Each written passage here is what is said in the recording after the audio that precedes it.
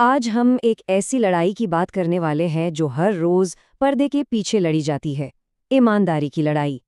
ये कहानी है उन लोगों की जो सच बोलने का जोखिम उठाते हैं और उस सिस्टम की जिसे उनकी हिफाजत के लिए बनाया गया है। ये कहानी है भ्रष्टाचार के खिलाफ भारत की जंग की।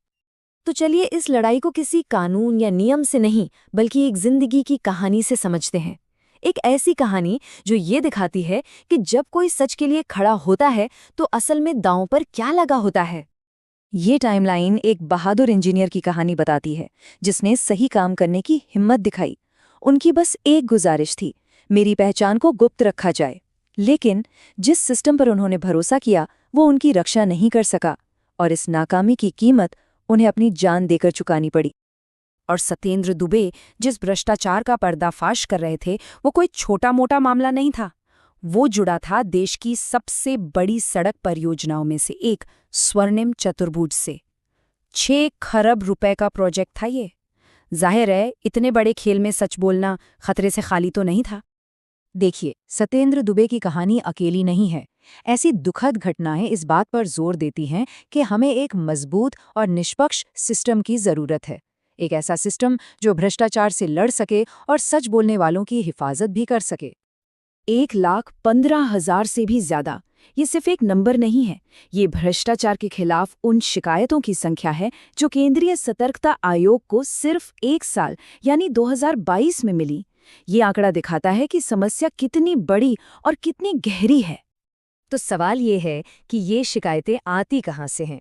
ये चार्ट हमें दिखाता है कि 2022 में सबसे ज्यादा शिकायतें गृह मंत्रालय, रेलवे और फिर बैंकों के अधिकारियों के खिलाफ आई। इससे हमें एक अंदाजा मिलता है कि किन क्षेत्रों में चुनौती सबसे बड़ी है। तो इस बड़ी लड़ाई को लड़ने की जिम्मेदारी किसकी है? ये है सीवीसी यानी केंद्रीय सतर्कता आयोग। ये भारत की सर्वोच्च भ्रष्टाचार रोधी संस्था है। सीवीसी की नींव 1964 में रखी गई थी। ये कोई अचानक से लिया गया फैसला नहीं था, बल्कि भ्रष्टाचार की रोकथाम पर बनी संथानम समिति की ठोस सिफारिशों का नतीजा था। तो ठीक है, अब जरा और गहराई से समझते हैं कि ये निगरानी करने वाली संस्था आखिर काम कैसे करती है और इसके पास क्या-क्या अधिकार हैं। सीवीसी की असली ताकत ना इसकी बनावट में छुपी है, जो इसकी आज़ादी को पक्का करती है। जरा इसकी नियुक्ति की प्रक्रिया पर गौर कीजिए। इसमें प्रधानमंत्री और गृह मंत्री के साथ साथ विपक्ष के नेता भी शामिल होते हैं। ये संतुलन इसकी निष्पक्षता बनाए रखने के लिए बहुत जरूरी है। और सबसे जरूरी बात यह है कि सीवीसी का अधिकार क्षेत्र सिर्फ निचले स्तर के कर्मचारियों तक सीमित नहीं है। ये केंद्र सरकार के बड़े अधिकारियों, आईएएस और आईपीएस अफसरों और सरकारी बैंकों के टॉप मैनेजमेंट तक फैला हुआ है। इसे बड़े स्तर के भ्रष्टाचार पर लगाम लगाने के लिए ही बनाया गया है। अब वापस सत्येंद्र दुबे की कहानी पर आते हैं। उनकी दुखद मौत के बाद ये सवाल उठा कि सच बोलने वालों की रक्षा आखिर कैसे की जाए।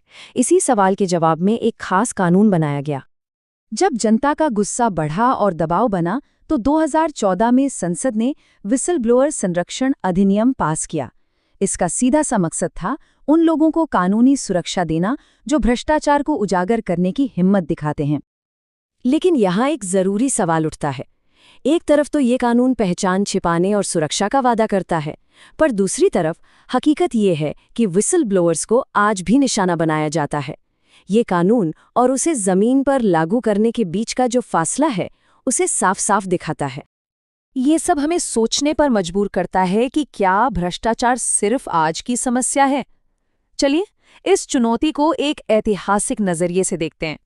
पता है, 2000 साल से भी पहले चाणक्य ने अपने अर्थशास्त्र में लिखा था कि जैसे जीभ पर रखे शहद को चखे बिना रहना नामुमकिन है, ठीक वैसे ही किसी सरकारी अधिकारी के लिए सरकारी खजाने का थोड़ा हिस्सा ना खाना भी नामुमकिन है।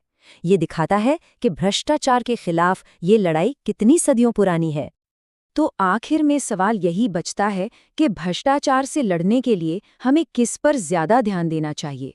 क्या मजबूत कानून और संस्थाएं ज्यादा जरूरी हैं या फिर उन लोगों की अपनी ईमानदारी जिनके हाथों में सत्ता है? शायद इस सवाल का जवाब इन दोनों में ही कहीं छिपा है। डेली फ्री मॉक टेस्ट देने के लिए आप हमारे व्हाट्सएप चैनल से जुड़ सकते हैं, जिसका लिंक वीडियो की डिस्क्रिप्शन में दिए गए हैं।